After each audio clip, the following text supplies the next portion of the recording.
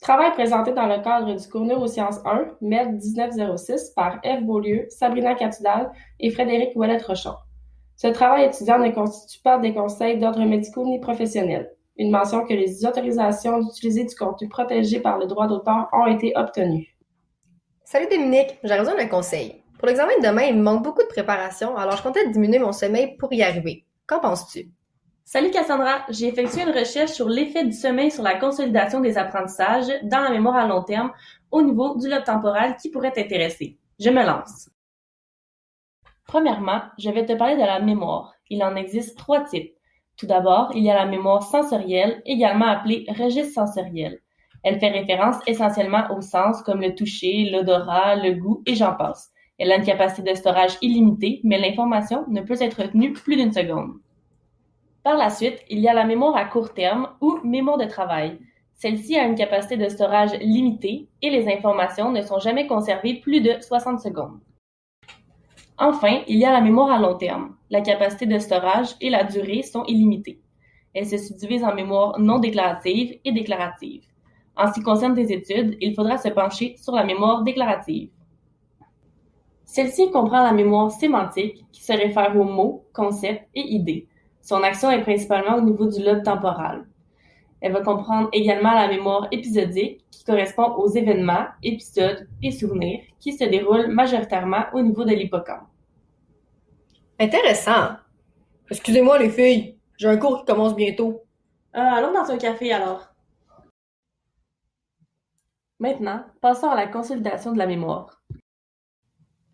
La consolidation ou l'acquisition de nouvelles connaissances nécessite le passage de la mémoire à court terme vers la mémoire à long terme par la pratique et la répétition de stimuli. L'actualisation de la mémoire par le biais des souvenirs est un processus de transfert de la mémoire à long terme vers la mémoire à court terme. L'apprentissage est une des formes de plasticité qui existent. Les neurotransmetteurs impliqués dans l'apprentissage. Donc, premièrement, il va y avoir l'acétylcholine, qui est un neurotransmetteur excitateur et inhibiteur, connu pour avoir un rôle notamment dans le contrôle du mouvement, la mémorisation et l'attention. Deuxièmement, le glutamate est le principal neurotransmetteur excitateur, qui agit dans l'apprentissage et la mémoire. Les deux que je viens de nommer ont un rôle dans la transmission synaptique afin d'assurer le passage des influx entre deux neurones. Les termes excitateur et inhibiteur signifient la probabilité que le neurone postsynaptique émette un potentiel d'action. Inquiète-toi pas, Cass, je vais t'expliquer ce qu'est un potentiel d'action. Un potentiel d'action est émis en fonction de la sommation des potentiels postsynaptiques excitateurs et inhibiteurs.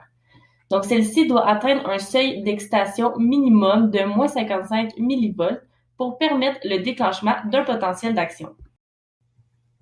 À la zone gâchette, le potentiel est créé et il se propage tout le long de l'axone pour terminer sa course aux terminaisons axonales afin de transmettre son influx aux dendrites d'un autre neurone. C'est lors du transfert qu'il y a la libération des neurotransmetteurs, dont ceux responsables à la consolidation de la mémoire. La potentialisation à long terme. Donc, tout d'abord, un niveau de glutamate minimum est nécessaire afin que les récepteurs AMPA s'ouvrent.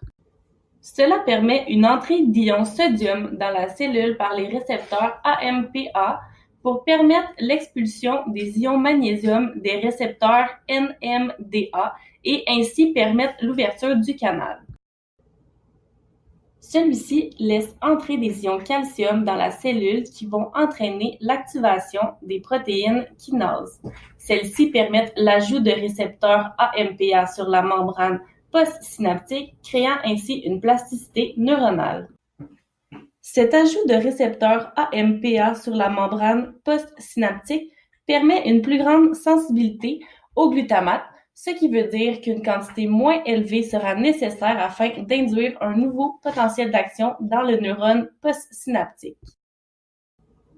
C'est intéressant tout ça, mais quel est le lien avec mon sommeil? Allez, je t'explique.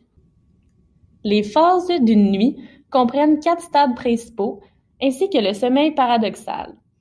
Le stade 1 et 2 se nomment le sommeil lent léger, le stade 3 et 4 s'appelle le sommeil lent profond, et le sommeil paradoxal est le REM, qui signifie le mouvement rapide des yeux. Comme je t'ai parlé tantôt du rôle de l'acétylcholine dans l'apprentissage, son niveau baisse d'une façon importante lors du sommeil lent léger et remonte au-dessus des valeurs normales de l'éveil lors du sommeil paradoxal. Chaque cycle dure environ 1h30 à 2h chacun, et nous en avons entre 4 et 5 par nuit. Selon certains auteurs, le sommeil lent profond serait plus abondant en première moitié de nuit, et le sommeil paradoxal augmenterait en seconde partie de nuit en s'alternant avec le stade 2 du sommeil lent léger. La séquence entre le sommeil non paradoxal et paradoxal est importante pour la rétention de la mémoire déclarative. La mémoire épisodique est consolidée durant toutes les phases du sommeil paradoxal et non paradoxal. En lien avec la mémoire qui t'intéresse, soit la sémantique, la rétention est dans la phase paradoxale. Cass, savais-tu que le manque de sommeil à court terme entraîne des effets négatifs, notamment sur la vigilance, la mémoire, l'humeur et la concentration? Pour vrai, je n'étais pas au courant. Il n'y a pas seulement des effets à court terme, mais aussi à long terme, comme le risque de souffrir d'obésité, de diabète et d'hypertension. De plus, cela vient perturber les mécanismes régulateurs qui se mettent en marche durant la nuit. Aussi, il est important que tu saches que de consacrer des heures de sommeil pour étudier est contre-productif et a des impacts négatifs sur les performances académiques selon les études. En effet, les étudiants qui ont une moins bonne hygiène de sommeil présentent des moyennes scolaires plus basses. Pour ces raisons, je ne te recommanderais pas de consacrer ta nuit de sommeil pour étudier.